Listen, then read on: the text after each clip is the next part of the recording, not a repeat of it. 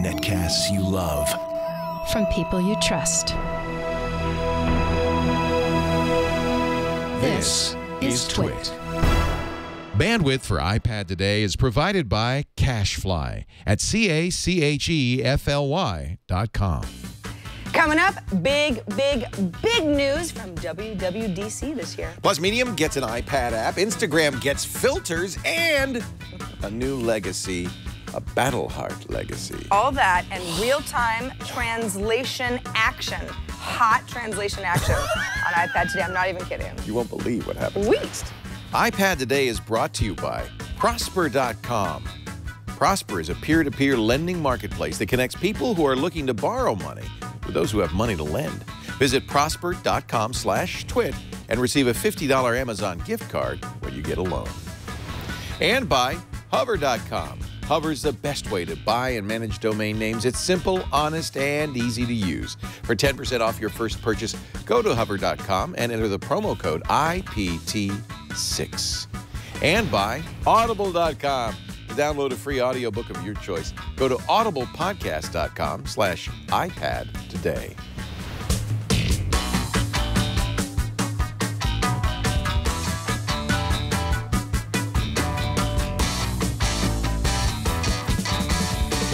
Welcome, my friends. Welcome back to iPad Today. Do I look like I could be a car valet? So I tried to coin a term called fleecedo. I'm wearing a tuxedo, but it's got the fleece pullover instead of a jacket. Can I ask you? You know, it's a fleecedo. We're now in June. It's June 3rd. Yeah. And I'm wondering why you're wearing something like a tuxedo and a fleece. There's just a lot of clothing. I have no problem with it. I'm going to a formal golf game later. That you have to wear like a bow tie for? No, I don't know why. I don't know what happened. There was a sartorial mix-up in the closet. The lights were off, and I came out looking Are you like not going to a formal golf game later? No, I'm not. I was like, do people do that? It seems uncomfortable. Sure, you should. It should. would affect your swing. Well, that's why they invented the fleecedo. It's a fleece tuxedo. It's party up top. It's business up top, party everywhere else. Yeah. It's very flexible. Party in the torso. I'm also wearing my old man shoes so I can get to the early bird special at Denny's. MBTs. Going to Denny's. MBTs in white. Boy, those wear well, don't they? What are you supposed to do? You can't polish sneakers. That's why I don't buy white shoes. White shoes are a curse. Anyway, hey everybody, I'm Sarah Lane, this is Leo Laporte, and this is iPad Today. It's a show that one would think is about nothing at all, but in fact is about iPads and the iOS universe. And you know what's so cool about this week? This is a big week. Well, we had a lot of people complain and say, where's iPad Today yesterday? Because we ended up shooting this live a day late. No, as it turns out, because of WWDC, and as it turns out, we do the live coverage of WWDC, and traditionally we do Mac Break Weekly right after, but we could have really done iPad Today right after, because there was at least as much iOS 8 news as there was Macintosh news. Arguably, maybe more. Maybe more. iOS 8, very exciting. So, okay, so there are so many things we can talk about as far as iOS 8 goes. First of all, this is something that only developers have access to right now. Developers this is something that anybody who's willing to pay $99 can get it. Right, but as a developer, you have to sign on to certain things. You have to promise not to talk about it, which is why neither you nor I has played with iOS 8. We're not allowed to because we want to talk about it. So what we do is we sit and wait for somebody else to break their And then we say, okay, let's look at some screenshots. Yeah, this looks great. But we did learn a lot about iOS 8, which will be coming to all of us. It'll be an upgrade this fall. We don't have a specific date, but that's about right. Very exciting. Very exciting for a variety of reasons. So as far as the iPad is concerned, and by the way, a number that they dropped, 2 million iPads sold to date, which is just something that Apple does to brag. The number that blew me away was, what, 800 million iOS devices total? That's right. Yeah, 600 million iPhones, 200 million iPads. What? Unbelievable. What an installed base that is. Almost 1 billion users. So what do you say to the people who write in to the iPad Today email account and say, Leo doesn't even like his iPad anymore. He says he doesn't use it. What they're, I think, referring to, at least lately, is I believe we're in a post-PC era. I think that people talked a lot about, including Steve Jobs, the idea that PCs were passé. Didn't mean they went away, but most people had moved to tablet and mobile phone computing because it was more convenient, and you'd use a PC for only the stuff that you really needed, you know, a power tool, a truck, in Steve Jobs' word. Yeah. I think we've moved even farther. I think people's mobiles now, whether it's an iPhone or an Android device or a Windows phone, are so powerful. The screens on everything but iOS are so big that a lot of people aren't, and we've seen this, by the way, tablet sales have dropped considerably. People are no longer feeling they need a tablet. They're going to the iPhone directly. And I think if with a new iPhone this fall, it's almost undoubtedly going to be bigger. Yeah. It probably will cannibalize the iPad sales in the same way that the iPhone cannibalized iPod sales. Most people, I think, would be happy with one device that could do, you know, everything an iPad and a phone did. You know, but that doesn't mean I don't love the iPad or that I don't love totally. iOS. I do. No, yeah. But I'm saying it's soothsaying. I'm not even saying this is a good thing. Yeah. It's merely looking at the trends and saying I think this is where it's going. I think that what it says a lot about is the apps and the developers who have gotten really good at designing apps for small screens. Because I'm with you. I would prefer to read something like an article on my iPad, but I don't always have my iPad, you know, in my pocket. And I find sometimes that I can do, even long form reading, I can do a lot on my iPhone. And I can see why somebody would say, why do I need a bigger version of this? I truly can do everything on my iPhone. And really still the iPhone has more apps than the iPad does, at least that are designed specifically for it. If you have the choice, you would use an iPad to read. But as you point out, often you don't have it with you. And remember, I mean, not everybody can afford a $500 iPad and a $600 phone. That's a lot of money. So if one device can do everything, I think most people, not everybody, but most people are going to end up saying, well, I'll use that device, even if it's not perfect. Right. And I always am a little frustrated using a smaller screen, but it's not so frustrating I don't do it. It's the thing I have. And one experience I have that you don't have is having played with these larger phones, the Galaxy Note 3, the Nokia 1520, these are almost 6-inch screens, in some cases even bigger. I mean, that's almost a tablet. And at that point, you really say, you know, I don't really need to go to the... Now, remember, I like a Retina. I use the the iPad Retina. Right. Mini Retina. Yeah. And so I don't even need the Air. Well, this is almost as big as an iPad Mini Retina display. So I just feel like... And I'm just saying, whether it's a good thing or bad, I'm not making a value judgment, and I'm not saying I don't like the iPad. I feel like the trend is moving towards one mobile device, and that usually is the phone. Right, and you figure out which one is for you, and sometimes an extra tablet is a luxury. And I suspect a bigger iPhone will kind of drive that point home. A lot of people who have iPhones say, well, I could never use this.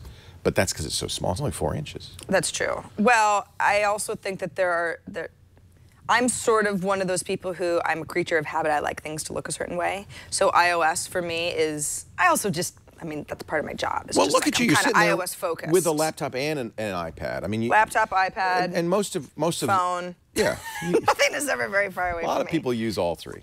Totally. Anyway, that's just, somebody wrote in this week, and so I'm addressing you, good sir. I'm not going to mention you by name, but your feedback is always noted. But I just want to respond. I don't hate the iPad by any means. Of course you don't. It's an amazing device. In fact, I was one of the few people who, the minute they announced the iPad, you and I were sitting in beach chairs out in front of Moscone Center and covering the iPad launch. And I remember, weren't you there?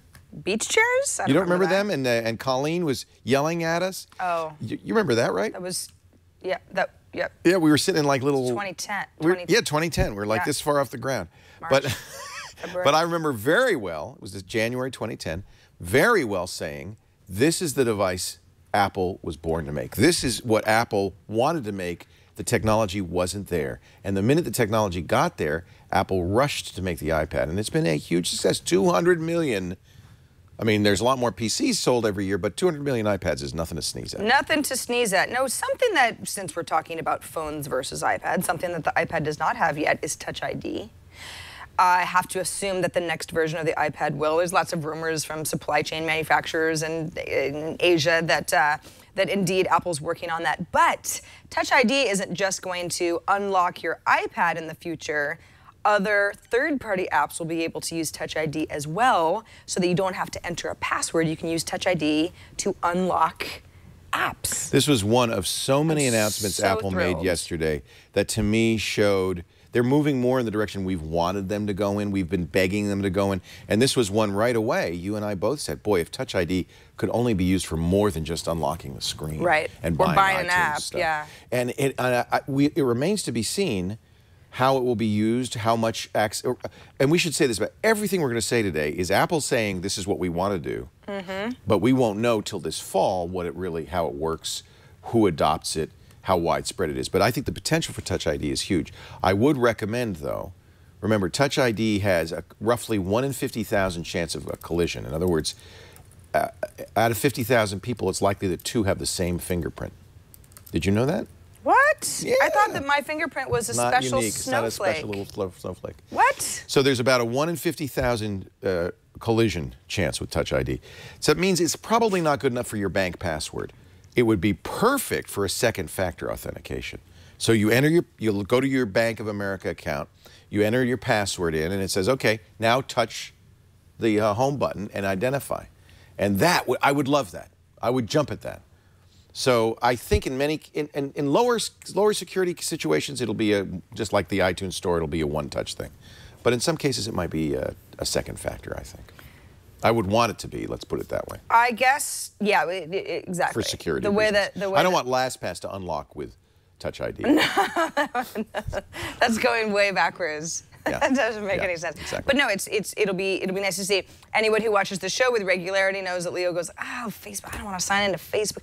If you just had some sort of a Touch ID type of a thing where you could get past these screens once you get signed out here and there, that would rock my world. And here's another advantage Apple has. You know, Samsung Galaxy S5 has a fingerprint reader, not a very good one, but let's assume it was as good as Apple's fingerprint reader. Yeah. It's still Android, it's still Samsung. People trust Apple with their stuff in a way they don't trust Samsung and Google. And I think that that's the real pitch Apple's making here. In fact, one could almost say that everything Apple announced, or much of what Apple announced yesterday, was aimed straight at Google, aimed straight at, we're going to do it, only we're going to make it private and secure. And I think that's a great pitch for Apple to make. For people who are afraid of Google getting more information, Apple's going to be a great alternative. Because it's not the hell stew. What was the term? Toxic hell stew. Toxic hell stew was my favorite thing. I already forgot it. Apple was quick to point out this They didn't just say, like, yeah, you know, sometimes Google, there's more the Google malware on ecosystem Android. is kind of a mess. Toxic hell stew. Toxic hell stew.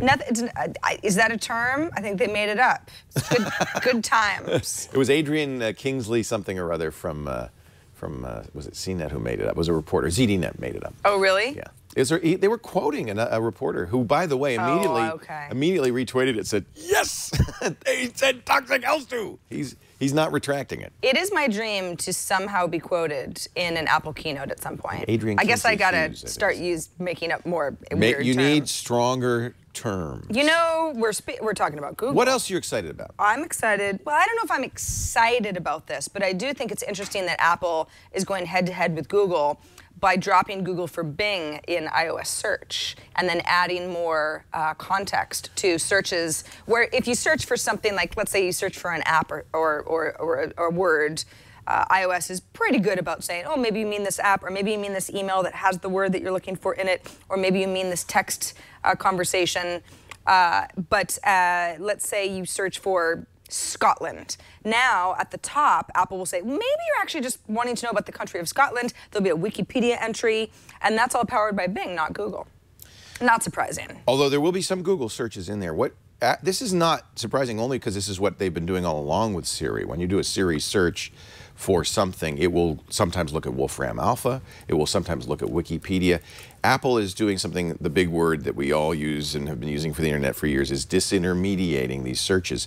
They're breaking the direct link between you and Google. Apple's saying, no, we'll handle this. And sometimes they might check Google. Siri still does check Google, right, when she does a web search. But Google doesn't get any of your information. Google sees that as coming from the Apple servers, knows nothing about who made that search. So what Apple is saying is, look, we're going to represent you outside in the world. We'll give you the information you need without any leak, any privacy leak. And again, a very strong pitch from Apple. And I think the idea of, now correct me if I'm wrong, but I gathered that on the next iPhone and perhaps the next iPad, we'll be able to say, hey Siri, what time is it? Without touching anything. Or, hey Siri, how tall is Tiger Woods? And it would give us that answer. Is that what your impression was as well? Yes. touchless interoperation. In fact, that's what they talked about. Which it's even though it's basically mimicking what Google now already does with OK Google, I still like it better. And I know some people are going to just say, you're such a fanboy. But no, I think, hey Siri sounds better than, okay Google. I don't know, there's something weird about that that's always bothered me. And you know what? People do it anyway. Because you're like, hey. Did you watch Veep? Yes. A couple of weeks ago, her press secretary was writing a speech about World War I. He holds up Siri and goes, hey Siri, how many horses died in World War I? Now, you and I both know you don't have to say anything like, hey Siri. Right. But how many of you, come on, honest, show of hands, I do it, say, hey Siri, when we're asking Siri something? Because you're... Frequently, because you feel like you're talking to somebody. Right, it's AI, but it's still like... Hey, Siri. Are you ready for me? Hey. Do you ever say, thank you, Siri? I do. I have. And then she says something cute like, don't mention it. So this is the interesting thing about, and we should flatten this right now.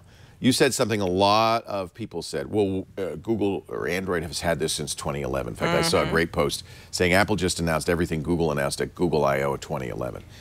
And certainly that's the case, and it's always been the case. There's a lot of cross-pollination. What makes me excited about what Apple's doing is not that feature for feature they're going to have the same features as, let's say, the Moto X, which you can say, okay, Google now. But that it's going to be wrapped in an elegant Apple ecosystem that will give you kind of an end-to-end experience. And with Android, there's lots of little features, but there's no integration of those features. It's a little less elegant. You have to learn how to use them. I think I'm thrilled that Apple is taking aim at Google and saying, look, we can do the same thing as well. Well, here's another example. In iOS 8, and this is something I've been wanting forever, there's two things that will make me, by the way, go back to the iPhone, I suspect, this fall. There's actually several features, but you know one is the keyboard. Drives me crazy. You've got a thing for...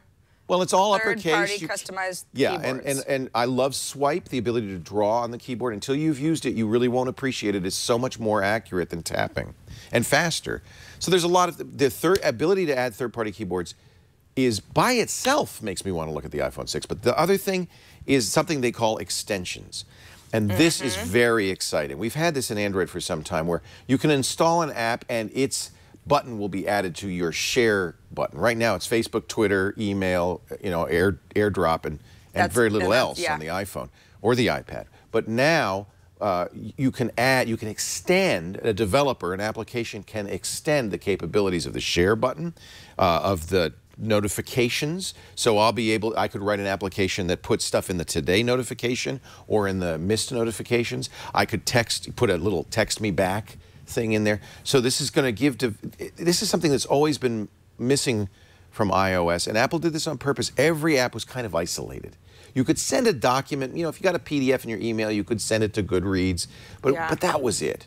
And there was a good reason for that. That kind of separation preserves security. I think Apple's come up with an elegant and still safe way for applications to talk to one another. I looked at the documentation last night. I spent a long time reading kind of the developer documentation for this stuff. What it actually means, to understand how a developer does this. And these extensions are going to really, I think, make a big difference in the way applications serve you on the iPad and the iPhone. That's very, very exciting. Well, it's like, think of something like, I don't know, Twitter or Facebook, where it's like, yes, those are services in and of themselves, but they use so many other services that you think of something like Twitter as this really powerful tool because it can kind of hook into all these other tools. An app, and Federighi on stage yesterday, Craig Federighi, used an example of taking a photo, just using the native Apple iOS camera app, and then putting that image into an app called Waterlog, which Apple doesn't own. It's a completely different app. But all of a sudden, it makes that first app twice as strong. Isn't that awesome? And they don't have to use the functionality. They just have to know which apps would make sense for us to partner with. Another great example, Instagram. Yes. As it stands now, you could take a picture with an app like Camera Plus, and they'll allow you to send it to Instagram. That's something relatively new, but it's a nice feature. But wouldn't it be nice if Instagram actually lived inside Camera Plus or inside your email, and all the features of Instagram would be available? You could use Instagram filters in your email. Yeah. Those kinds of things. Or you take a picture and you're already editing it and uploading it to Instagram within the camera app. This is going to significantly change the experience of the iPhone, and I think it's going to make a very Big difference. And those two things by themselves, frankly, because I stopped using the iPhone a couple of years ago, make me really excited about the iPhone 6. A bigger screen will make a big difference, of course. And then I'm excited about continuity. The idea that you could be working on, now this is so good for Apple, so bad for anybody not in the Apple ecosystem. And by the way, notice, all this stuff really kind of pushes you into the Apple ecosystem. Yeah, which I know you have mixed feelings about. Very mixed, yeah. I mean, I feel like I don't really have to change anything that I'm doing because I'm already, already voluntarily in there. And I bet most of our viewers are. But I understand the principle of it. Yeah. Well, it's nice to have competition, it's nice to be open, and there's still competition. But what Apple's doing is very nicely integrating all of its devices. So if you're working on a document on a Macintosh, you can send it to your iPad. Right. Your iPad will pick up where you left off. And that's true in a lot of different ways. You know, you're reading a PDF, you'll start at the same page. I think that this is going to be very implementation dependent. Remember Apple told us about AirDrop a few years ago? Oh, AirDrop's on the Macintosh. Oh, AirDrop's on the iPad. But they weren't the same and they couldn't talk. You couldn't AirDrop to an iPad. A source of huge frustration for years. By the way, they're fixing that. Yeah. But that is the point, is they can announce something like continuity, but the devil is in the details, and we'll see. If it works as promised, this will be a big game changer and will push people into the ecosystem.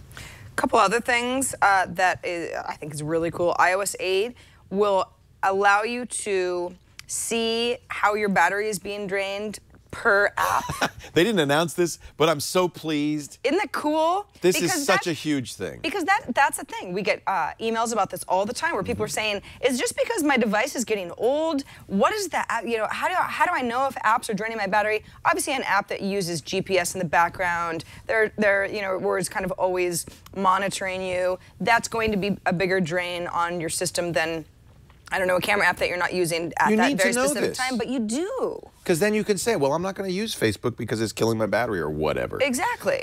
This is a pure catch-up one. There's no defending this. This is something other operating systems have had for years. You know, Android and Windows Phone. Finally, Apple's going to give you application by application what's draining your battery. Good news. Yeah. Can't say that's bad news. The other thing that's going to move me over is Home. Home? Home. Hello, Home. Home? Home automation. Oh, that Home. Yeah. And again, implementation is everything. It remains to be seen how this is done. But the idea, well, they gave an example. You could say, hey, Siri, good night.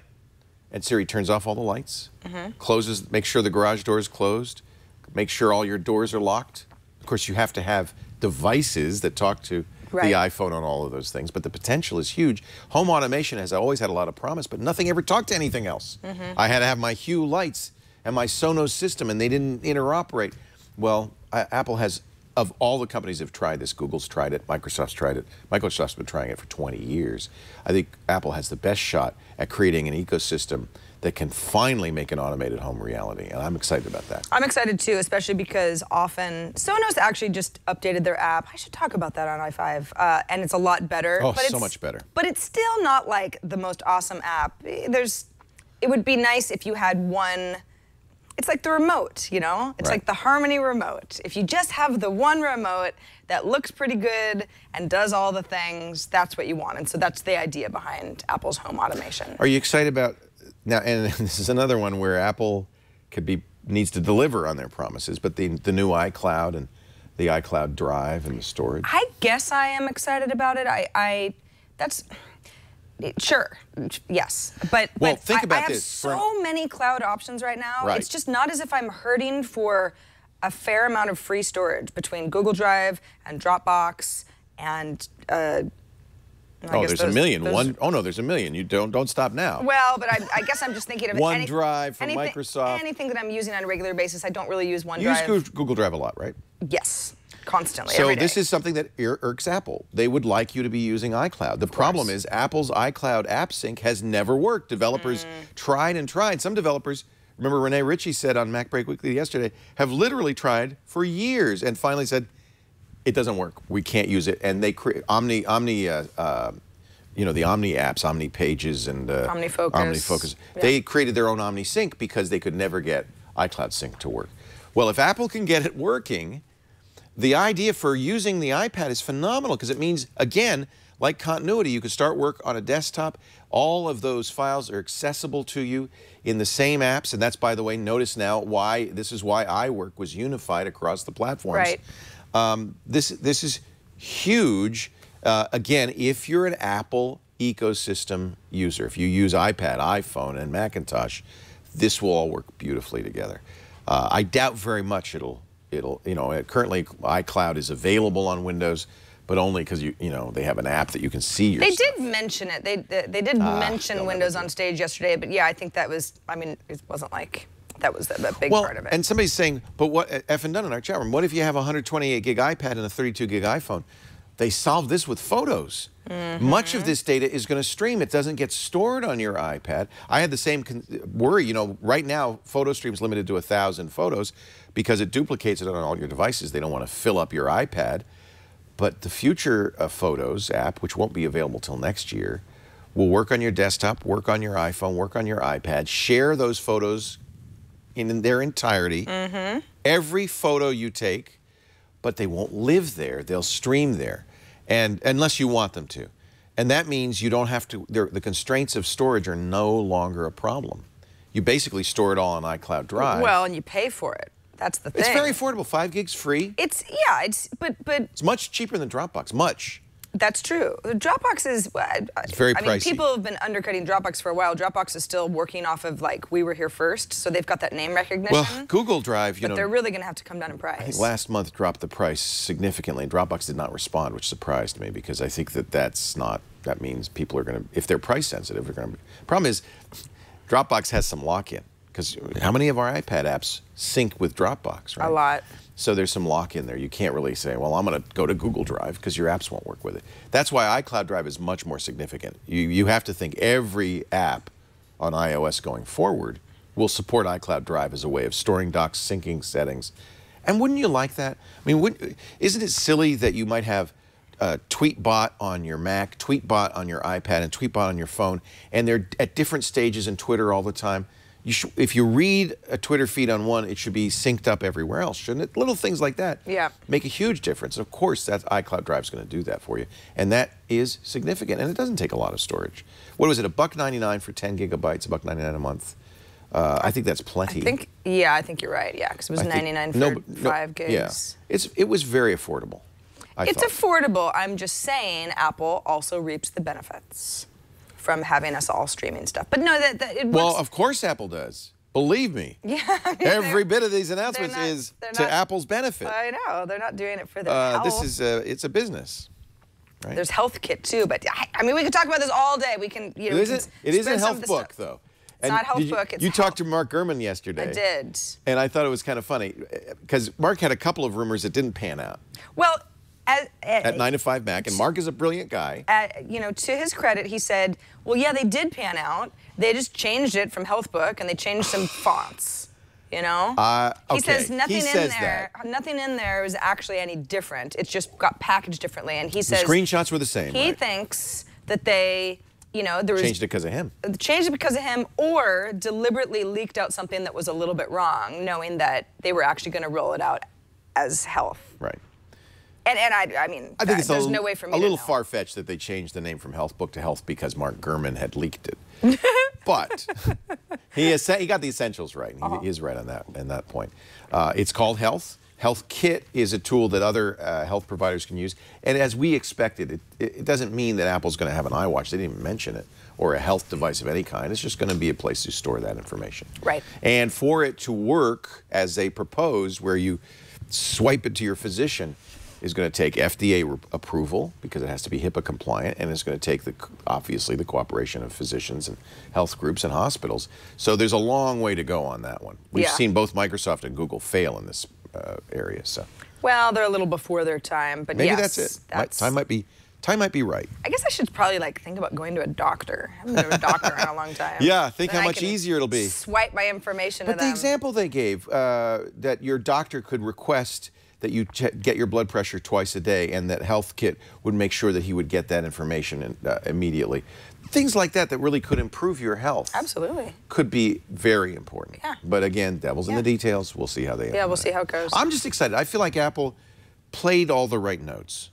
They showed that they're aware of this stuff. I thought it was, you know, this is a developer conference, and sometimes a lot of that stuff kind of goes over the public head because you're like, I don't know, it's code stuff.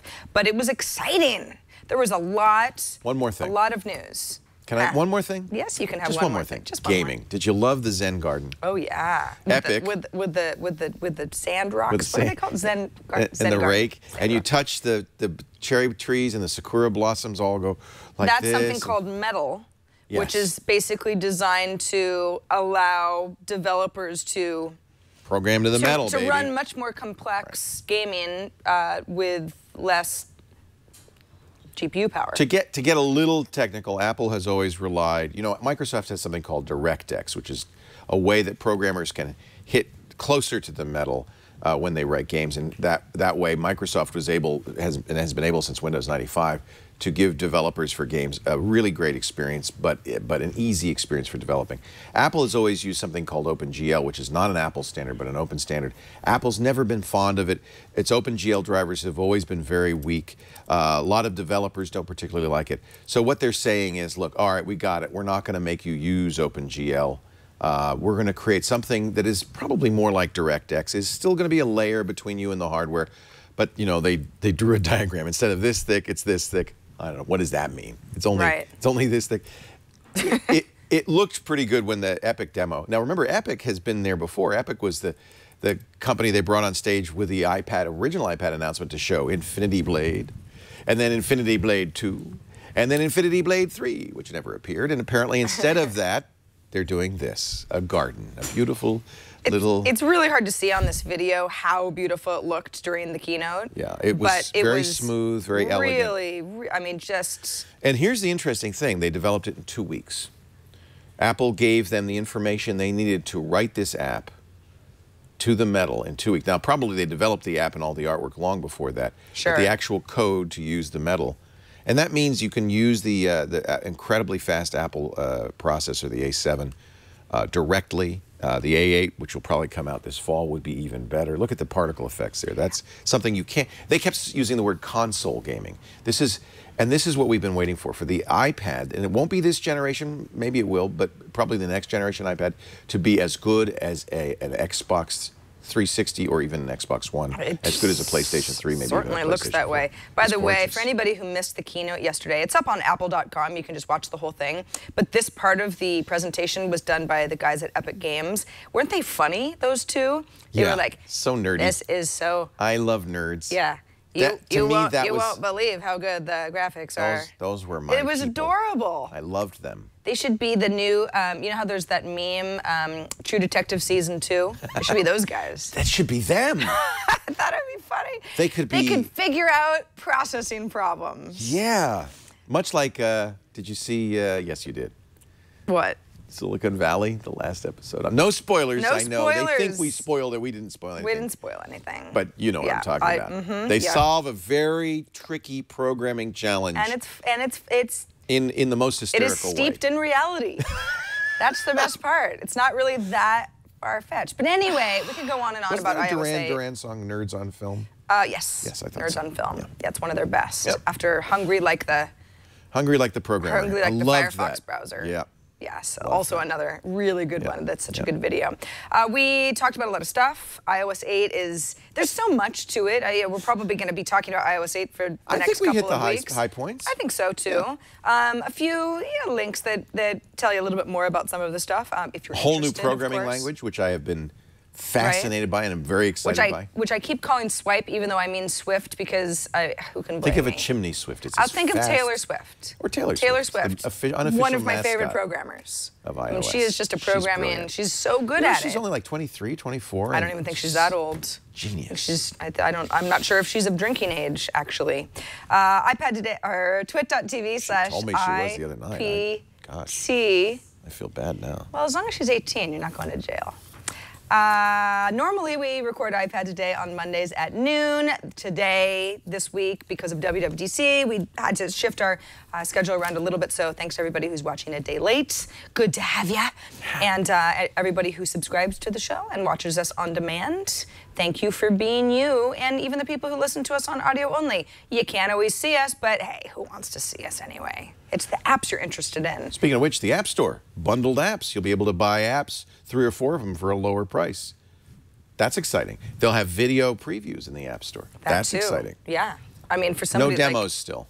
No, but it's a step in the right direction. And that company that we told everybody they bought, Test Flight. Test Flight. Yeah. They immediately implemented that.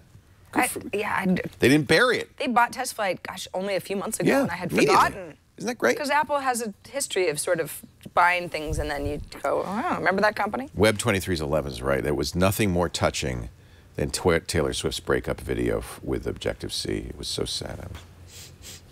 Well, you know, Objective-C, she can date Objective-C and Swift. Left her on the curb. They can run concurrently. Ooh, that's a little risque. Well, you know, programming languages are pretty polyamorous, if you know what I mean. Our show today. Ooh. What is happening? I'm wearing a bow tie. It's a flacito. And my flacito. Blame the flacito. It's a great Phil Collins song. Flacito. Flacito. Our show today brought to you by Prosper.com. You know, this is another example of Silicon Valley innovating in unique ways. It's something called peer-to-peer lending. The idea of bringing together people who have money to lend with people who need to borrow money and eliminating the whole big bank experience in the middle. Prosper, well, just imagine if you could have up to $35,000 in the next 3 days. What would you do? I mean, just like that, a check in your checking account, $35,000. You could pay off those high-interest credit cards, for one thing.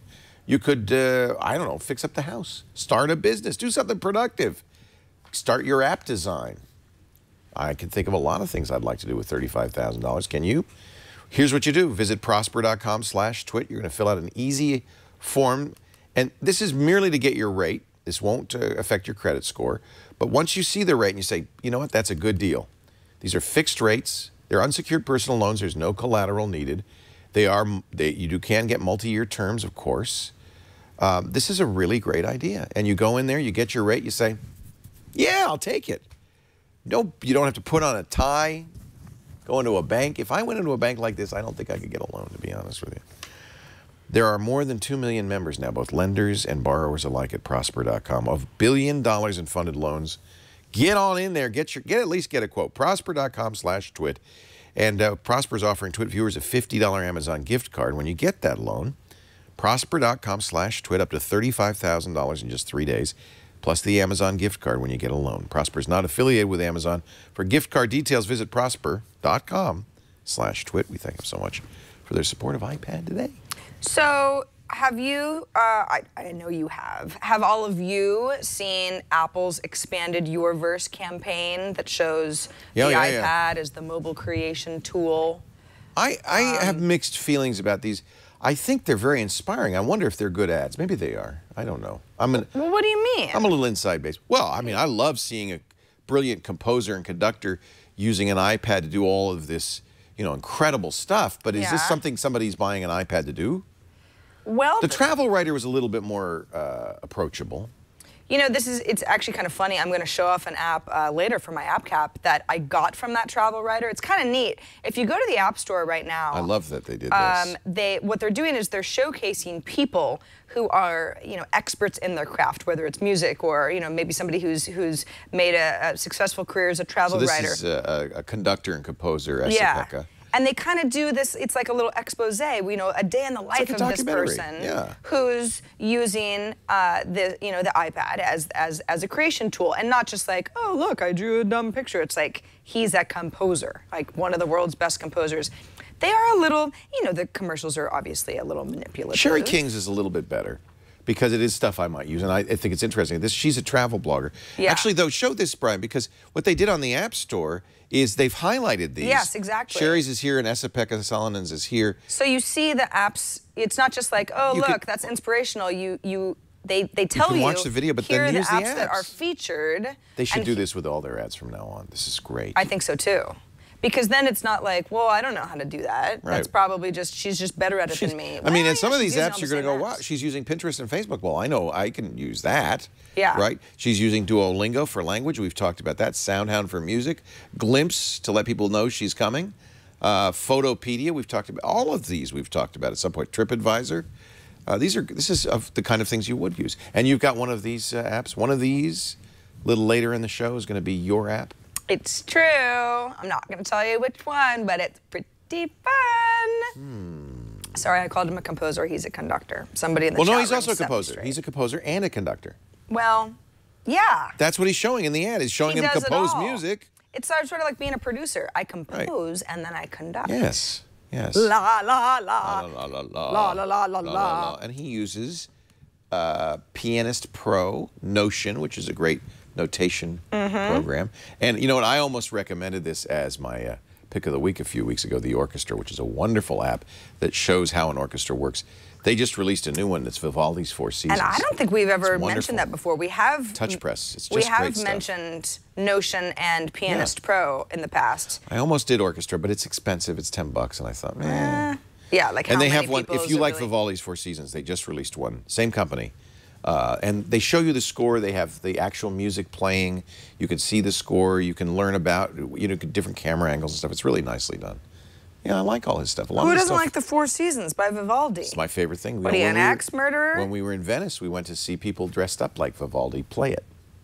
How does Vivaldi look? Or did they dress as the seasons? It's very handsome. I bet he was. No, they were wearing But he had powdered great wigs teeth. and big dresses, and they were playing. It was really fun. Oh, yeah. Yeah. Oh, I mean, you're in It was Venice. a little touristy. It was I'm sure it was a tourist trap, but I enjoyed it. Doesn't matter. So is going to the top of the Eiffel Tower, and I'm going to do that next month, too. Next month you're going to Paris? Yeah. I hate you. Oh, yeah, we have to talk about doing some... hate you. Doing some pre. You're going to Maui. How long are you going to Paris? I'm not going to be in Paris that long. You but know I'll they be shut gone- Paris in August. Well, I'm not going It's to be closed there in for the August. month. Oh. I'm going to be there in July. Oh, you'll see everybody leaving. No, it'll be fun because the World Cup will be going on. Yeah. And it's just fun, more fun It's to watch exciting. the World Cup in Yeah. European countries. Yeah. But enough about me. Let's talk about Medium, which has, Medium is well, I was about to call it a blogging engine. They don't call themselves that. They call it a publishing platform. Ironically, started by Ev Williams, who created Blogger and Twitter. Right. This is his new thing. He definitely has an interest in the idea of storytelling. He's also, co-founder of Twitter. But Medium is, you can only, for whatever reason, this is so stupid.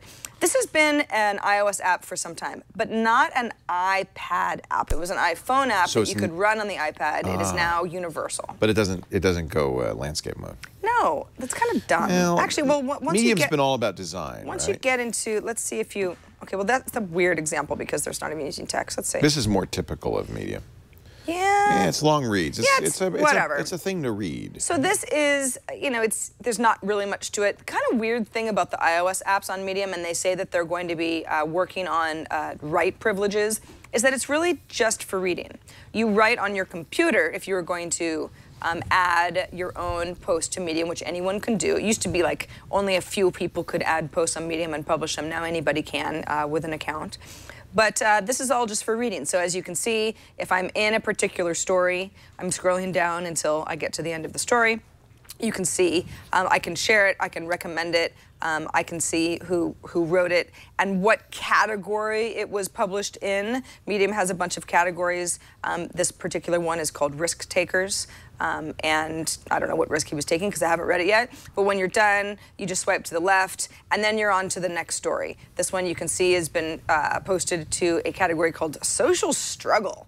Weight of the world, should celebrities be forced to be role models? Blah, blah, blah. God, I just find that such a burden in my life as a celebrity. Yeah, it's so hard to be so pretty. I mean, gosh. Can you even be as pretty as me? I don't know if I should be a role model. I can't even walk out the door anymore. The paparazzi No, just... Sarah, you're so awesome. And then you punch one and then you get in trouble. Yeah, right?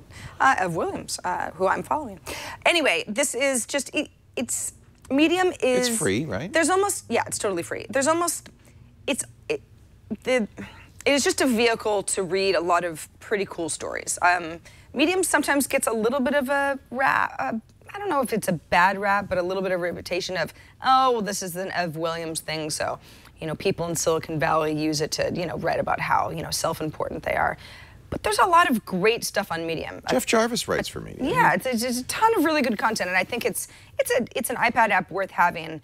Again, you can't write a post from your iPad, but most of us aren't doing a lot of that anyway. Think of it as a free magazine. Most of us don't write magazine articles either, right? You could, I would say it's more about the a magazine. It's consumption, completely consumption, and of course, there's a little bit of social sharing that's involved in that too. So one thing I was super excited about, really, really excited, of course, because you know how much I like my Instagram, was the new Instagram. However, it is being rolled out slowly, and I don't have the newest version yet. Also, Instagram is an iPhone app. It is not iPad native, which is Why not? completely There's a good annoying. camera on the iPad. It's not a bad camera. I know. But let's see, actually. Oh, that's my old makeup artist. Wow, I haven't seen her in a long time. Who's that? Hi, Beth. Oh. Beth Carter. She's got nice makeup. She used to do my makeup down in LA. She was really talented. She made me look so pretty. Big shot. Yeah, big shot. But if I look in the App Store, let's see if it's gotten pushed out yet. Updates 3, no. I keep looking. Anyway, it hasn't gotten to me yet. What's different? Well, here's should I get excited? Yeah, totally excited because I don't have the update yet. TechCrunch actually wrote an article, and they've got some screenshots. What Instagram is now going to allow you to do is you have a what is wrong with me? What is this thing I'm thinking of? Not a lever. Pencil? No, like more two or less. words, More or less. More or less. It's like a scale. I guess it's balance. More or less. It's a slider, I guess. Slider? I don't know, man. Okay, so let's say that you love... Bow tie. Fleecito. Fleecito. Let's say... That's the word of the week. That I say to myself, okay, this is a great little, thing. I love this photo. Did you have a stroke? I had a You stroke. should raise both hands over your head and smile. Stroke earlier today. You had a stroke. Pardon me. This is a little compilation I put together for purposes of some show before. Now, what, graph paper? Well, I don't know. Trippy lights, and you're eating a cookie. I'm eating a cookie on a plane, on an airplane. Okay. I was, sending pictures to people. What is that, your balance sheet? Whatever. It doesn't matter. Okay, that's not important Now, right until you get the new update, basically you've got this filter, Amaro, or Mayfair, or Right. Rise, I'm so sick or of them. Hudson. And you decide which one you like, Lord. and sometimes you're like, well, Valencia, I don't know, makes it a little Give me too new blown out. filters. I'm tired of these old ones. Here's what's happening. Not only are you getting some new filters, but you're going to have an intensity slider on each of them. Ooh, slider, that's the word. And now, Yeah. you see what I'm getting at Yeah, now. So now when I go X Pro, it's like, sometimes X Pro is awesome, but it goes a little bit too dark. Do you know how many for me. apps have had this for years? Well, finally, Instagram. I love you people. You people who say, you know who's always done this for a long time? Every is one of them Google. has done that. Or Yeah, well, Snapseed has. Snapseed or whatever. But the thing is like, but if you like Instagram, it almost doesn't matter because now that you get to do it in the app that you like best. So yeah, you got a little intensity slider. Of course, we're looking at this on an iPhone because it is a native iPhone app, but I'm excited about this. I think it's going to give me a lot more control because I've kind of gotten to the point now where I do most of my photo editing in some other app and then I import it to Instagram and then I don't use the Instagram filters at all because I'm just kind of sick of them. So this gives you... I got it. I got the new one. You did? Yeah, let me take a picture of you here. You jerk. I know, I'm a jerky jerk. You're a jerk. All right, first we're going to take a picture of Sarah Lane, my favorite thing to do on this show. I have the nice things. Frankly, my gallery is full of pictures of Sarah Lane looking exactly like that. All right, so... I only have one face, and it's at this angle. I should do at some point... No, don't use that one. A compilation. I look weird. You look great. Now, no, I don't. Which filter? Do you want the one named after Kevin Rose's dog? I love that one. Toaster. Okay. Can we not use that photo? I look like I have like... Now I can have more toaster or less toaster. I look like I'm... Yes, there you go. And I can add a border. But... That's pretty primitive. You don't like that photo? No, I don't. Look at my stomach. Good grief. You look at your stomach. I'm looking at your adorable little face. Don't do it. Well, I can crap it. I mean, crop it. Crap it. There we go. Crap it real good. Now, notice you always put the I right there, okay? You do? Yeah. Did you not know that? No. Well, let's look at another picture of you looking the same way. Or another picture of you looking the same way. How about if I have nothing but Sarah? Oh, that's a good one. Oh, look at that. That's Mike. Yeah. Okay, you're cute there, yeah? Whatever. Whatevs. I just don't. I got to some point in my life where I hate the sight of myself. Welcome to my life. Yeah, well. All right, and then if you double tap it, I can turn up or down. Yeah, there you go. It's not a great new thing. Yes, it is. It's a great new thing, ladies and gentlemen. I don't know, for Instagram, I think Do you still use that Instagram thing? What do you mean, Instagram thing? Do you still use it? You're so strange. You know that you introduced me to Instagram. It would be so easy for you to know the answer without having to ask. I follow you. It's how I know you're in Hawaii. Oh, no, this is fun. Okay, here's a good one. Okay. The black and white ones, you can saturate or desaturate. So the idea is you go from color and you can make it a little desaturated. Yeah. So it just looks like you're kind of ill. Right, yeah. Instead of the rosy glow that I'm you normally faded, have. Man. You're just I'm faded. She's got consumption. Yeah, she's right. I wish you had you only have one frame though. That's silly. That's not true. You have framing. You've chosen your framing option already. Oh. See what I'm saying? Where would that option be? That would be outside of your slider. Okay. Okay. Okay. Oh, up here? No. Oh, look, I could choose this too. Brightness. Oh, you can add lux. Oh, yeah. See? Oh, yeah. Oh, yeah. Okay, all right. And then there's a wrench. And then I can do wrench stuff. Warmth. Let's warm it up. Oh, hey. Or let's not warm it up. Let's make you look even deader. I'm a cold lady. And Keep then going. let's bring up the highlights or bring them down. Bring them down. Now you look like a vampire. Now all right. All right. Tilt shift. Ooh. So this is something that Instagram had, but now you can blur out stuff and be like, ooh, just focus on one part here. I want to really make it just like make your eye, everything out of focus but your eye. Oh yeah. Oh. That's creepy and delicious. That's really creepy. Here, let's just make it your eyes. Okay. There we go. Oh. Ooh. And then if that's so weird. And then if you keep going to the right, I believe. I can sharpen it up.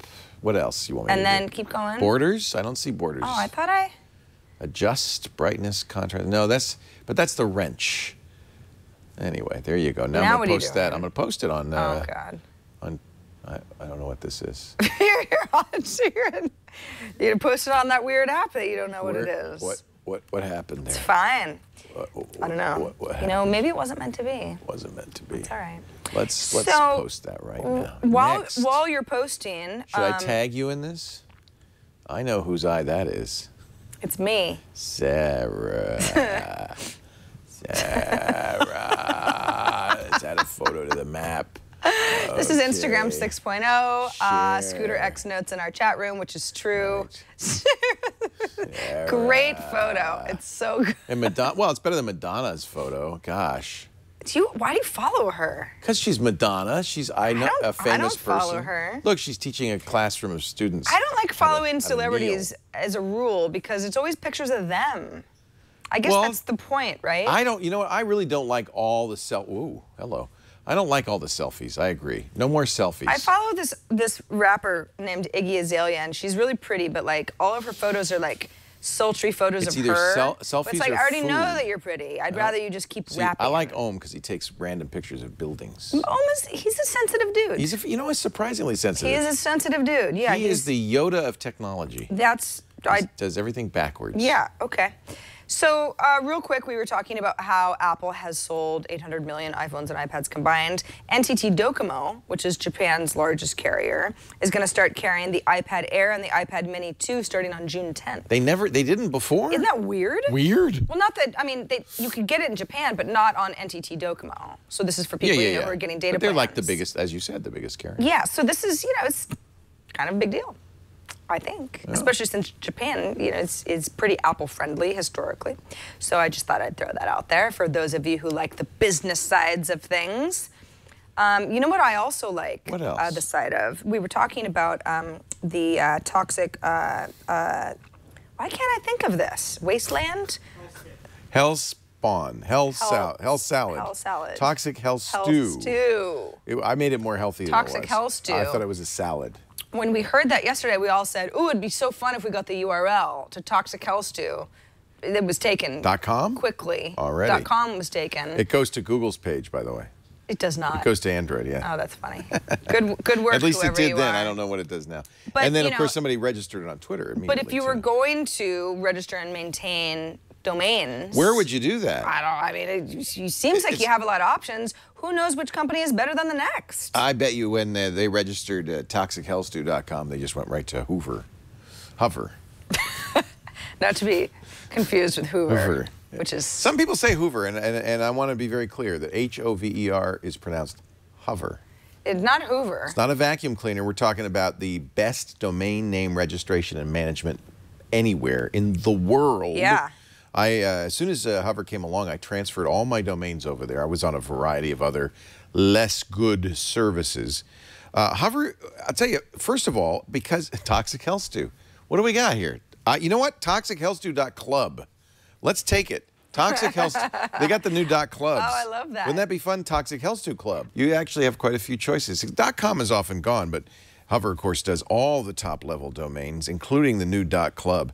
If you have a book club, Sarah's Book.club would be awesome, right? Or some sort of there's always the knitting club. Sarah's Knitting.club. I'm in a potluck group. It'd be kind of fun if we found a fancy name for ourselves, and that's what we could use to share recipes and do all sorts of stuff. Florida Rotary Club would be better than FloridaRotaryClub.com. It'd be, well, shorter.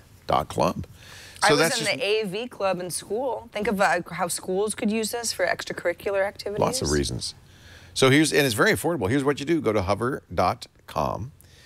Search for a domain name. It'll give you lots of great suggestions. It's a very clean and simple website. Now, you're probably a little gun-shy, maybe a little post-traumatic stress from previous domain name registrations. You say, oh, but I don't have an hour to click 50 times to get that domain name. Yeah. No, they don't do that. It is very clean, very simple. They know you want WHOIS privacy, so that's included in the price. They don't do hosting, so you don't have to, oh, no, I don't want this, I don't want that. They just basically... They do one thing, and they do it well. They give you great domain name registration and management. That's two things. They do email also. Custom email address, hover.com. They do redirections, DNS redirection. They do all the things that you want, but you don't have to check a box to select it and pay more. It's really great. Hover.com. I invite you to use our promo code IPT6. We're in June now. Can you believe that? IPT6, and you'll get 10% off your first purchase. Hover.com. Great support, too, by the way. No-hold telephone support. I can go on and on. You know what? It should be enough for me to just say I've moved all my domains to hover.com. That's what I use. Love it. Great stuff. Do it. Just do it, man. Don't be so weird about everything. Effing done. If you get fight.club, I will join it, but remember what the rules are. Yep. Shh. His name is Robert Paulson. All right, so David Stewart sent along a really cool article, actually. You mentioned Duolingo earlier in the show. Yeah. And this it's a research project, basically, of scientists who are studying the human brain.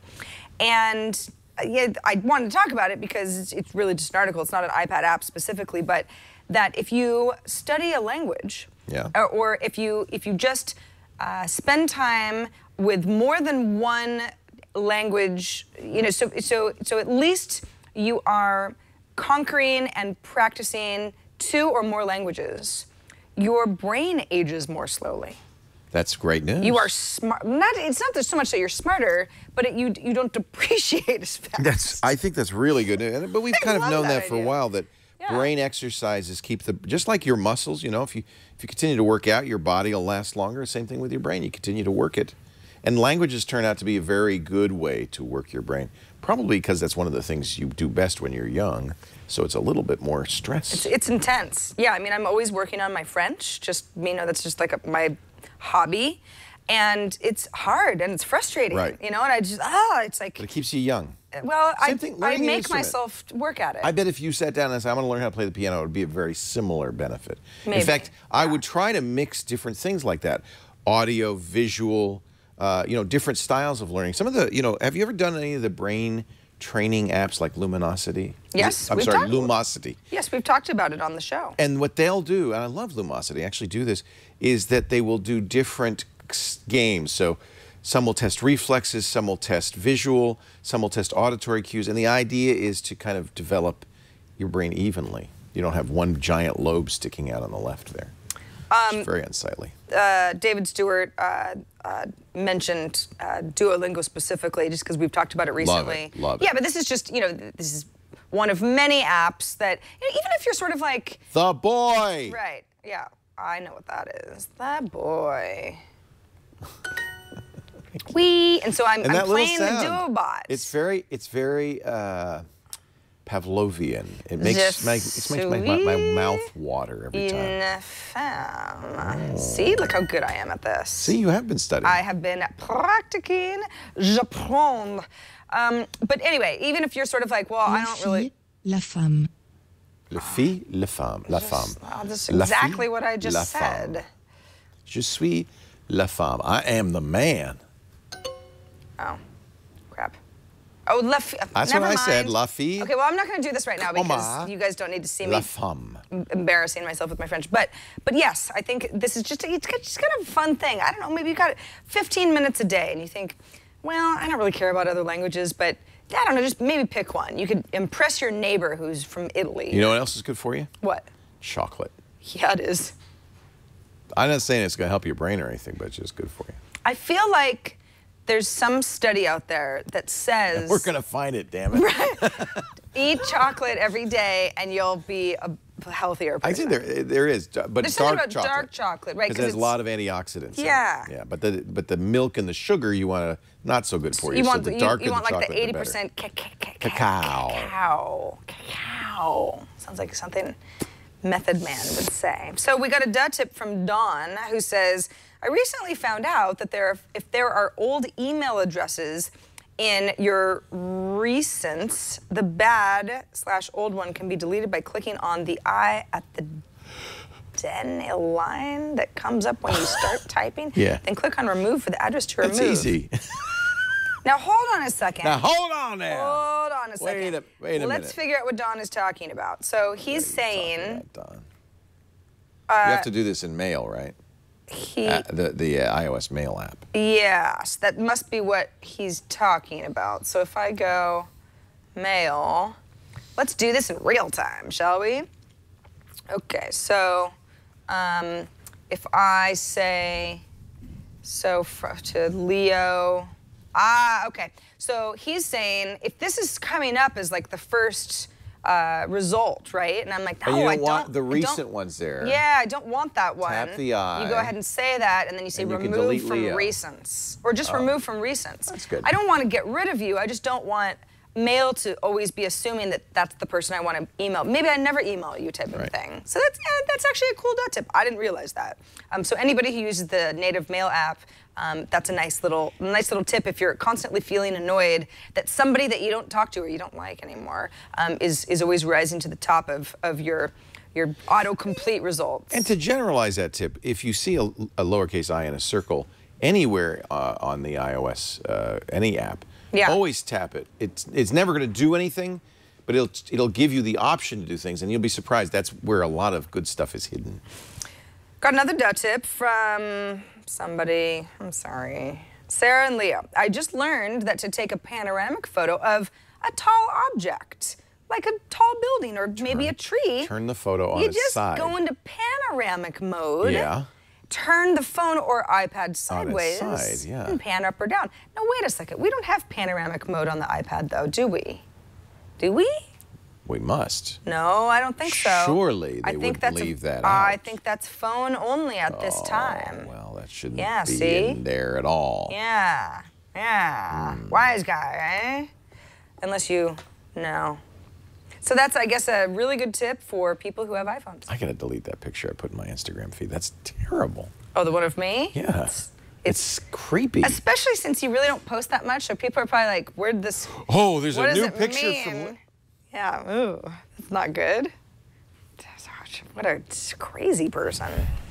Okay, so thank you, nameless person. It's good that I didn't, add your name, because then you'd have this angry mob saying, you gave us an iPhone tip. You gave us an iPhone tip. Tamara in South Carolina says, now this is actually something I can totally identify with. She says, please help.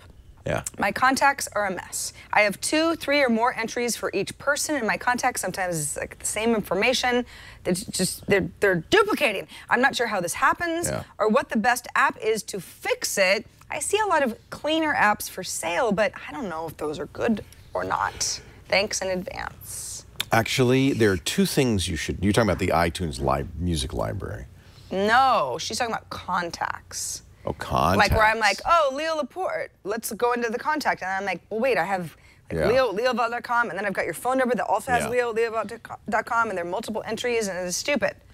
So does contacts give you a merge option? Does. It does. So yes. The first thing would be to merge. Right, and what contacts is smart enough to do is if I've got the same email address for Leo in 2 places, and then one of the contacts has other stuff, then it'll just delete the one that only has the phone number. But you won't lose any information because if there's an address, this is what happens with me, especially with duplicates, is frequently I'll have an address in one and a phone number in the other, and then you say merge, it'll say, well, I see these 2 Leos, and I can mix the 2 together, and that's in many cases what you would want to do. That way you don't lose any critical information. After that, I guess you could lose duplicates. It's not, unless you have, now I have several thousand names in my contact list. But periodically I will go through it and delete duplicates and delete people that I'm no longer on speaking terms with. And that often pares it down quite a bit. You know what's, I know, exactly. You know what's funny is I've actually had this problem lately because I don't really use the app Secret, but I think it's interesting how, we've talked about this in the past, is the app where you're supposed to like anonymously post things that you wouldn't say if people knew who you were. But what it does is it pulls from your contact list and then will tell the people that are in your contact list that a friend posted something, but they don't know it's you, but they know that it's in the contact list. And I've noticed that because I have like, it's a cesspool of like people that I maybe sent one email to once a long time ago, or maybe like Makes it very hard to figure out who posted that really salacious secret. Exactly, because there are a lot of people who are supposedly friends. I just always assume it was you.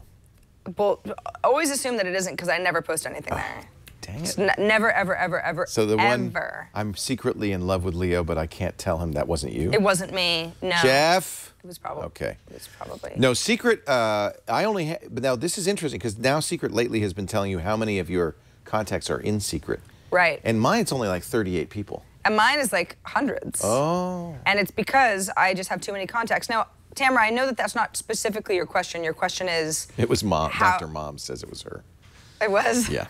Aww. Damn it. Well, now we Nothing wrong with Dr. Mom. Now we know. Of course not. Yeah, we're Path friends if I ever used Path. Right. But yeah, if you want to merge your contacts, I mean, sometimes you kind of have to just literally go in manually. Okay, let's see. I'm in this contact. Alan Duke at g4tv.com. He was a lawyer. Nobody really liked him all that much. For whatever reason, he's in my contacts. I don't know why. Let's get rid of Alan. Yeah, but like, let's say he was in a variety of other places, right? I have to assume that that address it won't go anywhere anymore, right? By the way, I had no problem with Alan. He just had a bad reputation.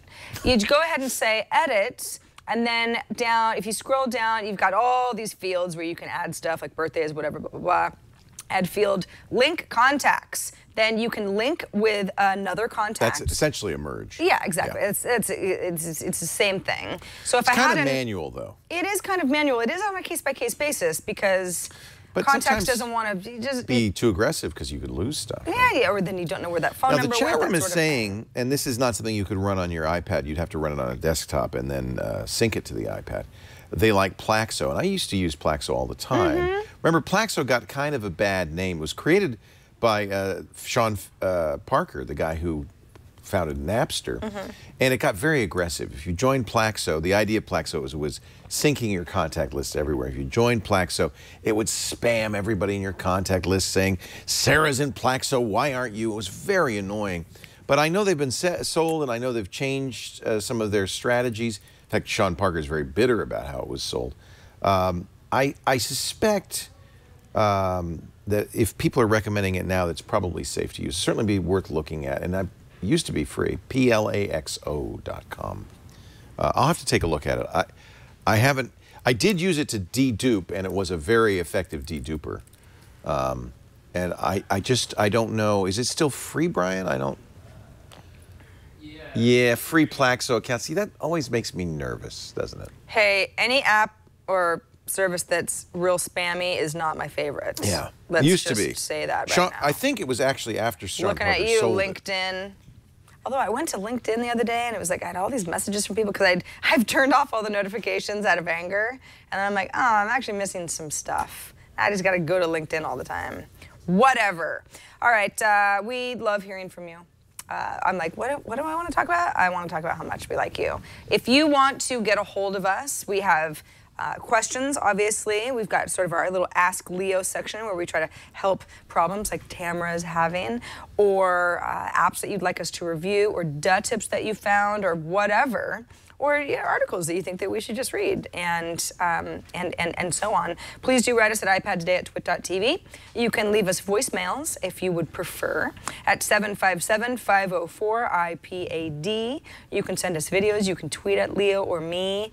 And thanks in advance for everybody who writes in and gets a hold of us each week. You are cool. Little word warning, there is a Plaxo app on the iPad, the Plaxo address book backup. But if you read the reviews, great idea, garbage app and support. Still just doesn't work. Done with Plaxo. Awful. Sad but true. Doesn't work. So I would say stay away from the iPad app. That's probably not the one to use. And maybe, I wish they had these kinds, isn't it great to have these reviews? I wish they had these kinds of reviews on desktop apps, because that would give you some idea of what not to do. Well, they do. Do they? Yeah, in the Mac App Store. But in the App Store they do that, yeah. Well, yeah, but I don't know if Plaxo's in the App Store. Probably yeah, not. I'm suspecting not. In any event, I'll tell you one app I love and I was using. You know, we took the weekend off. We went to Bottle Rock to listen to music. But one of the things Lisa and I decided to do is to also listen to a book together. And we listened to The Fabulous Martian on my iPad. This is not my iPad, so Audible's not on here. Dang it, I was going to play it for you. Audible is the place to get audio books, audible.com. If you go to audiblepodcast.com/iPad today, you're going to get a free audio book. We do recommend The Martian. It's a great, if you like hard sci-fi, it's a great story about a member of the Martian landing team. They land on Mars. There's an incident. All of them leave, but they think the sixth guy is dead. He's not. He's stranded on Mars, and the book is his very clever and very funny efforts to get off Mars, to survive. And everybody who's read it now loves it. Brian Brushwood recommended it. You can see great ratings. How would you like that free? If you're a sci-fi fan, highly recommended. What kind of books do you like to read? You seem like you're more like a, I don't know, you like to read more like modern fiction. Not sci-fi so much as like the, Sci-fi can be modern. Do you like Tartt? Donna Tartt? Donna Tartt? The author? The author? I actually really do. Love Donna Tartt. Her She's new great. book's on Audible. I haven't read it yet either. and You've got to read it. I've heard it is magnificent. I'm not even kidding. No, it's great. Her Secret History, or The Secret History, was an incredible story. Yes. Donna Tartt. This could be your first book. audiblepodcast.com/iPad today. It's not The Secret History, but the new one is The Goldfinch. Is The Secret History the one about the brother and sister? Or the one about the little girl who's the detective?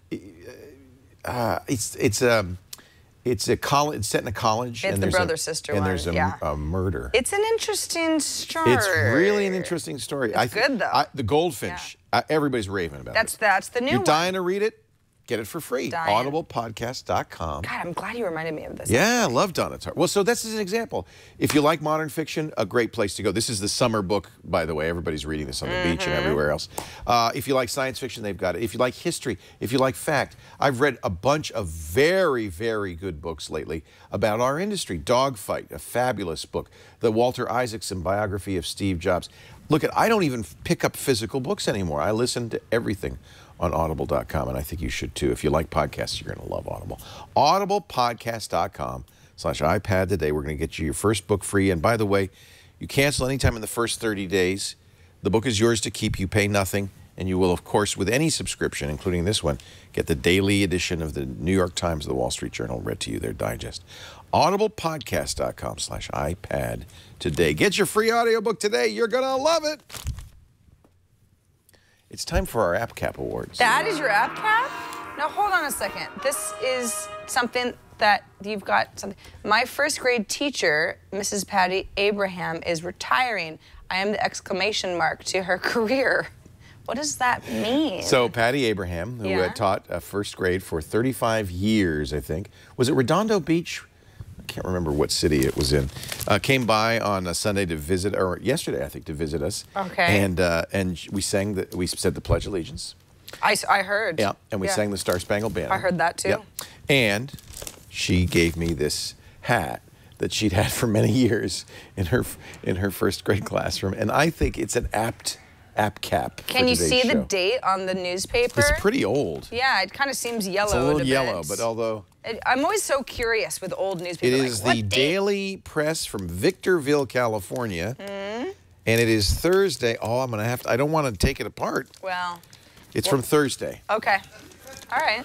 1993. Oh my gosh, look at that. So she's had this newspaper in her classroom. This is from a different millennium. For 21 years. Wow. This newspaper is older than Jeff Needles. Abraham, Patty. Can I call you Patty? It's actually older than my son. Younger than my daughter. 1993? 1993. I was in high school. I was. I mean, believe me, that makes me feel very old. That people working with me were not born yet. Gosh. But whatever. That is neither here nor there. I promised you language app caps. Oh, by the way, the reason that Leo and I look as ridiculous as we do, by the way, do you like this? Turn your head all the way to the right. Why is there a big N on that? I'm a bit of a Trojan warrior today. Oh, from Northeastern University, ladies and gentlemen. It's me. I'm gonna take on somebody in a battle. So do you wear those to the game? Is that where you wear that, or just around Trial school? by combat. You don't have beanies anymore. That took a minute. They have like dinosaur hats. I wouldn't have known that this was, I don't know what this N means. Now I do.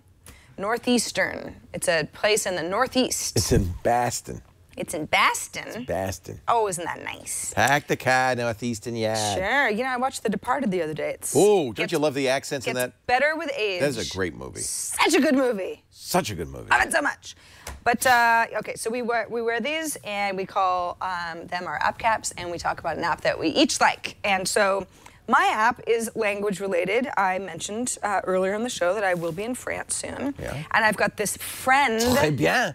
We'll call each other friends. Oh, votre ami? Something like that. Wait a minute. Something. Is this a little announcement here? No, it's not an announcement. I'm just saying I'm going to hang out with a friend. And is this friend male? Yes, but you know, males and females can be friends. Is this friend French? Speaks French. You have a little friend in France? Well, shouldn't everybody? Speaks of French? Everybody should. It's a language of love. Well, it's a language. I like it. April in Paris. Here's the problem. Be July. The problem is my Is your friend Pepe Le Pew? No. Thank goodness. No. You kind of look like he might like you with that hat on. No, You could be a female skunk. Whatever you're thinking, you're wrong. Okay. However, my French is bad, and his English... Brian, can you not? Can you not? Thank you. His English is non-existent. So it's like, I'm the one who's actually better at it, so I want to, you know, go the extra mile. Here's what I found, and I found... Is that what the kids call it today? Going the extra mile? Going the extra mile for friendship. For friendship. And communication, right? That's right. It's just having a little conversation over. Does he live in Paris? No. Does he live in France? I don't need to tell you. He doesn't speak English very well. He mustn't live here. No, that's true. Did you meet him on the internet? No, doesn't matter. Is he doesn't matter. Tinder friend? No, God, no. No, I'm sorry I said anything. By the way, in France, it's called going the extra kilometer. I was trying to be descriptive about why this app is cool, and you had to just make it so that's about good. A mockery. If you have a friend who doesn't speak English, but he speaks the international language of love, perhaps if you weren't wearing a paper hat from 1993, I might be slightly more annoyed. But it's hard to get mad at you when you look like that. That's why I will say I mean, you're wearing a flacito and an old paper hat. And, you know, it's whatever. Trial by conduct. So here's how this... Is that me, by the way? What? Am I playing that? No, it's Brian. Brian, that's enough. You're fired. You're so fired. So here's how iTranslate voice works, and this is why it's so cool. Because if you're running it on two iDevices, what you do is you input, shut up, you input text on one device. Yeah. Now, of course, I'm holding both of these, but let's say one friend has an iPad, and the other friend has an iPhone or another Really, iPad. Lane, you're going to do this with this guy? You're in the cafe, you're holding hands, and you're going to whip out your We're iPad? not holding hands, I barely know him. Come on, we're just friends. So I say on my end, okay, well, I'm going from English to French, right? And you've got all sorts of options. Wow. Yeah, and by the way, when you go to every French, language in the book. you've got an option of male or female voice. I've just gone with female, whatever. That's nice, yeah. And then you've got offline voice. And what's nice about offline voice is because of, you know, Siri and the translate option, iOS 8 has its own voice that's built in, and you can use that offline, and that's kind of nice. However, iTranslate is like, we think our voice is better, but we're still just giving you the option. Also, you've got a little slider here if you want the translated voice to go really fast or slow down a bit. So you just kind of have an option there. All right, so if I say, let's just go ahead and... Pen of my aunt. So check this out. If I go ahead and say on AirTranslate, all right, let's see, another device is near you and has AirTranslate enabled, which I do. Whoops. There we go. Yeah. All right. Again with a slider. Lot of sliders. Fine. Yep. I find if you wish to go the extra kilometer, having a slider helps. You are nerd central.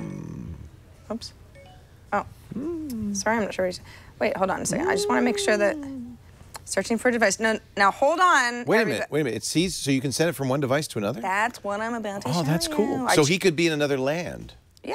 And you could talk to each other. Well, kind of. Or do you have to be on the same? Oh, there we go. It's on the same network, Sorry, right? blah blah blah. Yes. No, it's designed to be used like when you're next to each other, right? Next to each other. Okay. Yeah. So if I was to say more romantic all the time. I thought so. Now watch this crap. Hi, it's so nice to meet you. Thanks for having a coffee with me. All right. Yeah. See? That's good. Now see, so on that's pretty good. Your friend's end, and I've got it going. So he should respond to you and say something in French. Oui, oui, mademoiselle. Yes, yes, miss. See, it works yes, perfectly. miss. It's so cool. That's really cool. So it's like, yeah. And you find it's fairly accurate? Pretty accurate. I mean, it's as accurate as any, you know, dictation that's on your iDevice. He has to have an iOS device, and you have to be on the same network. Is it like the AirDrop thing? That's exactly what it is. So you're in each other's vicinity. The app is, I believe it's $1.99 each. Is that right? Maybe it's 99 cents. I want to make sure I get that right. It is... $1.99. $1.99. $1.99. Okay, so... That is so cool. I thought so. I thought it was pretty cool. I love that. And the thing is that, yeah, sure, Google Translate, I've talked about that before. Yeah, That's but this is actually different. This is two different devices. And it's sort of this real time. Yeah, there's a slight delay, because it's like you have to, there's a little bit of translation that goes back and forth, but you know, it doesn't have to just be you're sitting talking to a friend. It could be you're in a foreign country. In fact, iTranslate has kind of this neat video that they have on their website, and it shows this girl, and she's walking, she's Caucasian, she's walking through Tokyo, and she's like, the kind of, you know, she's like, oh, I'm so lonely. But she, you know, eventually is able to use this to communicate with other folks. Really neat. I thought so. I really like it. iTranslate. It's pretty cool. And you know, yeah, on the train you could use it, at a cafe. And if you meet somebody, you can sit across from each other and be going like this. And by the way, if you're like, yeah, well, I don't know anybody who has an iDevice that would want to use this, this can also work just by itself. You don't have the AirTranslate. I love it though that you each can have the device. And like you could be wearing headphones. It's like you're talking to each other through the computers. Right. It's like you've got this robot that's helping you fall in love or whatever. Right. But you can also just, you know, la la la la la la la la la la la. I'd love to hear the translation and then I've said The French tends to be a fairly concise language. Sure, yeah, they're like, no, just no.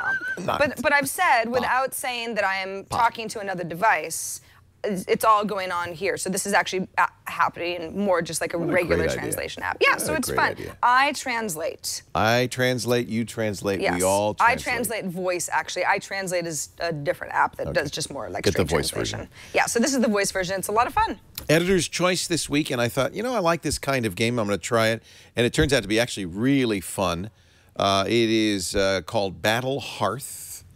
Let me fire it up here. Battleheart from Mika Mobile. $5, but Battleheart, not Hearth. What am I thinking? It is very Warcraft-like. It's kind of a cartoony Warcraft. One of the things I do like, you know, I'm a big fan of iPad native controls, and a lot of these type of games, you have joystick, imaginary joysticks on the and you're not screen. crazy about those. I'm just not crazy about this.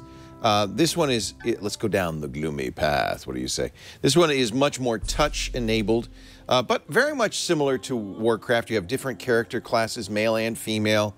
You have drops. You have lots of different spells that you can cast. And you move by tapping or double tapping and holding, which will continue to move him around like this. This is just a much more intuitive way to play. There's controls on the screen, so once you've targeted somebody, you can use a spell against them. I think this is a lot of fun, and I was very impressed by it. Very good reviews. It's called Battleheart, and if you're a World of Warcraft fan, that kind of game, I think you'll have a lot of fun with it. And now, one of the things, of course, unlike, say, Diablo or World of Warcraft, you don't have to keep clicking the mouse. There's auto attacks, and I think that's actually a good idea because, frankly, you don't want to have to keep tapping the screen to do everything. Let's drink a potion so I don't die. And there we go. Bye-bye, bad guy. And little experience points. You can wander around. You can have conversations. The UI is nicely done. The graphics are, quite, as you can see, quite beautiful. Yeah. It's a little more cartoony than World of Warcraft or Diablo, a little less scary, but I don't really mind that. I think it's a lot of fun. It's called Battleheart. It's cute. Yeah, I highly recommend it. If this is your kind of game, you know, you like the kind of top-down battle games like World of Warcraft and Blizzard's Die, Diablo. little bird. Well, sometimes little birds are It's a mean not bird. as good as you would hope. And you can run away. Run away! Run away! Back off. Let's shoot this guy from a distance. Bam! Dude, he's strong. He's Get him. strong, but I am Battleheart. I think it's $4.99, and no in-app purchases, just the game as you see it, which I like. There. Dead as a Everyone's doorknob. dead as a bluebird. Dead as a dead bluebird would be dead if it were dead in a game. Dead bird. We don't kill birds. I love it. All right, Battleheart. Battleheart. Battleheart. Battleheart. Can't stop playing. Legacy in the App Store. I was playing it Battleheart before Legacy. the show quite lengthily, actually, Yes, because I was wow. trying to get a little bit farther ahead so we could see more of the game. Well, I like it. And, And I like you, Sarah Lane, and I wish you all the best with Paco, or whatever his name is. You know, I don't even know why I tell any of you anything, because it always we love turns to tease into you. We love to tease you. so sad little Sarah and Paco sitting in a tree wearing a funny hat from Northeastern University. First comes iTranslate voice. Then comes a Then comes, 1993 never mind, newspaper. let's just stop it right there. Then okay, everybody, thanks for watching this slide episode the last kilometer. of iPad Today. You're the best. We will see you next week. Regular time, next Monday, 12 noon for everybody who likes to watch live. Everybody else, watch it whenever you feel like it. Until then, I'm Sarah Lane, he's Leo Laporte. We'll see you next time. Yeah.